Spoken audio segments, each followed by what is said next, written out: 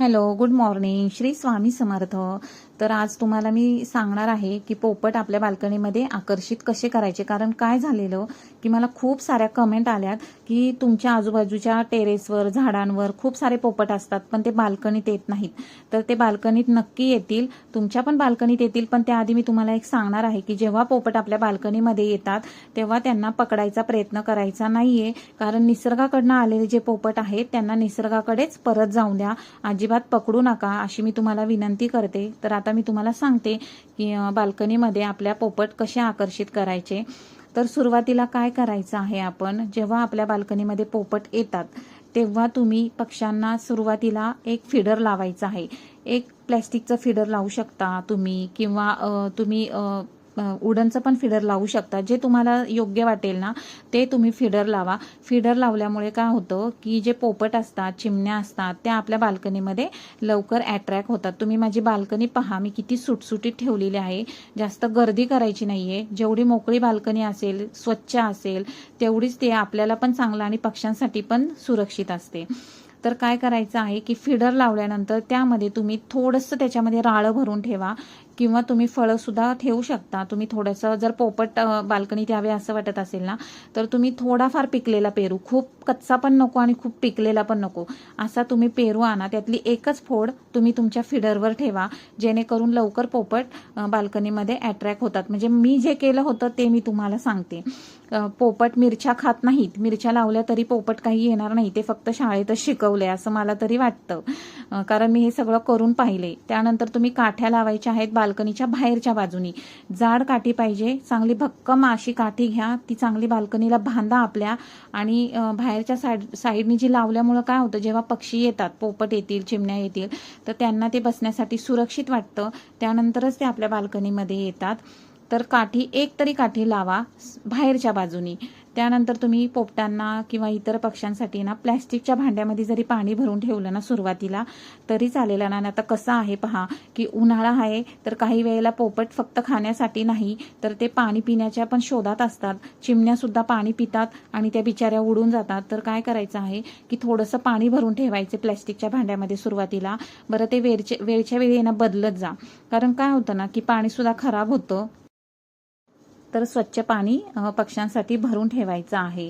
त्यांच्यासाठी तुम्ही अशी एका साईडला फळे सुद्धा ठेवू शकता. जर तुमच्या बाल्कनीमध्ये बुलबुल येत असतील, साळुंक्या येत असतील, तर पोपट तर येतीलच. पोपट ह्या फळांच्या सुद्धा वासाने लवकर अट्रॅक्ट होतात बरं का बाल्कनीमध्ये. तुम्ही करून पहा. तर फळे ठेवा, स्वच्छ ठेवा, फळे, चांगली फळे ठेवा. त्यानंतर जेव्हा पोपट आपल्या बाल्कनीमध्ये सुरुवातीला येतात ना, तेव्हा खरं तर खूप शांतता ठेवावी लागते.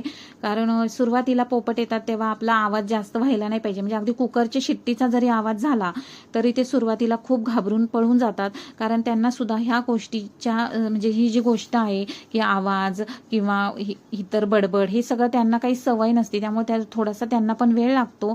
त्यांची ना आपली मैत्री व्हायला सुद्धा वेळ लागते. तुम्ही त्यांच्याशी आल्यानंतर हळूहळू ना थोड्या गप्पा मारायला सुरुवात करा. तुमचा आवाज ओळखीचा झाला ना की ते तुमच्या एक दिवस इतक्या लवकर जवळ येतील ना. पोपट खूप प्रेमळ असतात, खूप लवकर जवळ येतात. तर चला असो, आता ह्या फीडरमध्ये मी तुम्हाला दाखवते की मी तांदूळ भरून ठेवले. तर ते मी एवढे का भरून ठेवलेत, तर माझ्याकडे ना 25 ते 30 पोपट येतात, त्यामुळे मी भरून ठेवले. तर त्याआधी मी सूर्यफुलाच्या बिया, पहा किती वेळा मी सूर्यफुलाच्या बिया ह्या पोपटांना खायला दिल्यात. म्हणजे मी 10-10 किलो सुद्धा घरात आणून ठेवलेल्या आहेत. पण आता काय झालंय, संपल्यात. तर चला, मी त्या परत आणणारच आहे त्यांच्यासाठी.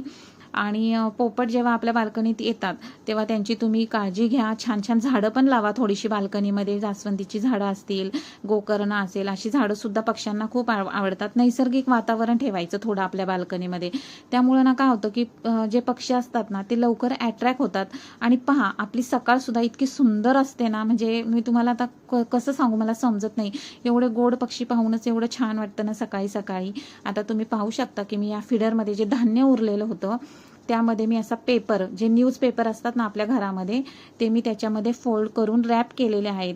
त्यामुळे काय होतं ना, आता इथे कावळा आलाय त्याकडे माझं लक्ष होतं, तर इथे लाडू पण आलेली आहे बघा. आता हे रॅप केलंय ना मी, त्याच्यामध्ये धान्य आहे आणि झाकून ठेवलेलं आहे, तर लाडूला काही खाता आलं नाही म्हणून मी घरातून द्राक्ष आणली आणि मी तिला आता तीच भरवली. तर पहा, म्हणजे कोणत्याही पक्ष्यांना जर ते झाकून ठेवलं ना तर ते उघडता येत नाही. त्यामुळे तुम्ही काय करा, जेव्हा फिडरमध्ये धान्य उरेल तेव्हा तुम्ही ते व्यवस्थित झाकून ठेवा, म्हणजे तुम्हाला कबुतरांचा त्रास होणार नाही.